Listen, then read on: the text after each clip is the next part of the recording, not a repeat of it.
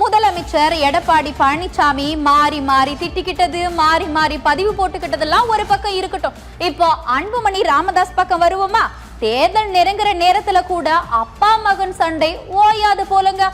கட்சி சின்னத்தை கேட்கறதுக்கு ராமதாஸுக்கு எந்த உரிமையும் கிடையாதுன்னு அன்புமணி கோர்ட்ல மனு போட்டுட்டாரு. பாமகவோட பேரு, சின்னம், கொடி அன்புமணியும் அவருடைய ஆதரவாளர்களும் பயன்படுத்த கூடாது, தடை விதிக்கணும்னு சென்னை உரிமையல் கோர்ட்ல ராமதாஸ் வழக்கு போட்டிருந்தாரு. இதுக்கு எதிரா அன்புமணியும் தாக்கல் பண்ணிட்டாரு. ராமதாஸுக்கு 87 வயசு ஆயிருச்சு. மருத்துவ காரணங்களால அவர்னால கட்சி சம்பந்தமா எந்த முடிவுமே எடுக்க முடியலன்னு திட்டவட்டமா சொல்லிட்டாருங்க. இத வச்சு சில பேரு அவரை தவறா வழி நடத்துறாங்கன்னு மனுவெல்லாம் போட்டிருக்காரு. இந்த மனுவுக்கு வர 11ஆம் தேதிக்குள்ள ராமதாஸ் தரப்புல பதில் கொடுக்கணும்னு நீதிபதியே உத்தரவு போட்டுட்டாரு.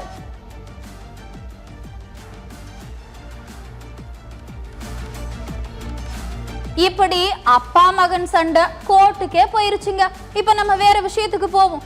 மாநிலங்களவை உறுப்பினர் பதவி மேல எல்லா கட்சிக்குமே ஒரு ஈர்ப்பு இருக்கத்தானே செய்யும். அந்த வகையில திமுக அதிமுக கூட்டணி சார்பா போட்டியிட்ட 6 பேருமே வெற்றி பெற்றுதான் அறிவிச்சுட்டாங்க.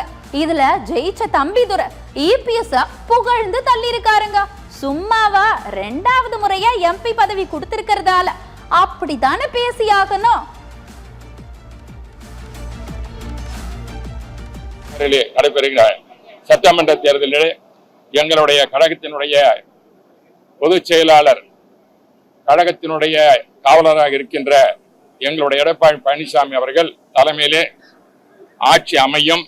அந்த ஆட்சி அமைனது மாபெரும் வெற்றியானது பெற்று பல்வேறு திட்டங்களை தமிழக மக்களுக்கு செயல்படுத்த அவர் தயாராக இருக்கின்றார்.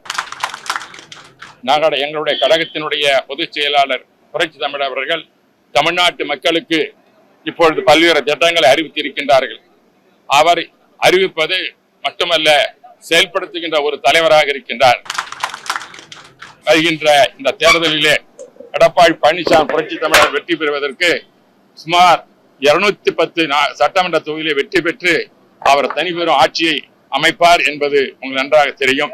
ஆகவே அது முன்னோடியாக இன்று நாடாளுமன்றத்தில் அனைத்து இந்திய அண்ணா திராவிட முன்னேற்ற சார்பாக மாநில போட்டியிட்டு எனக்கு வாய்ப்பளித்து வெற்றி பெற செய்ததற்கு மீண்டும் அவருக்கு அன்பான நன்றியை தெரிவித்துக் கொள்கின்றேன்.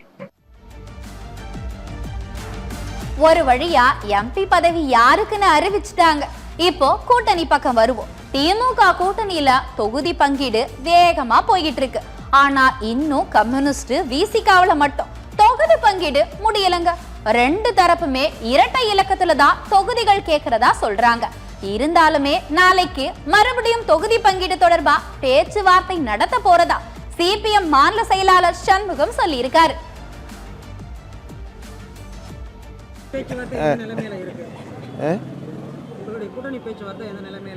இல்ல இன்றைக்கு வரைக்கும் அவங்க திராவிட முன்னேற்ற கழகத்தினுடைய மாநில மாநாடு இன்றைக்கு நடைபெறுகிறது. ஆகவே நாளையிலிருந்து வேகமாக அந்த தொகுதி பங்கீடு சம்பந்தமான பேச்சுவார்த்தைகள் துவங்கும். நாளை காலை 10:30 மணிக்கு மார்க்சிஸ்ட் கம்யூனிஸ்ட் கட்சியோடு பேச்சுவார்த்தை நடத்துவதற்கு அவர்கள் அழைப்பு கொடுத்திருக்கிறார்கள். நாளை காலையே பேச்சுவார்த்தை நடைபெறும்.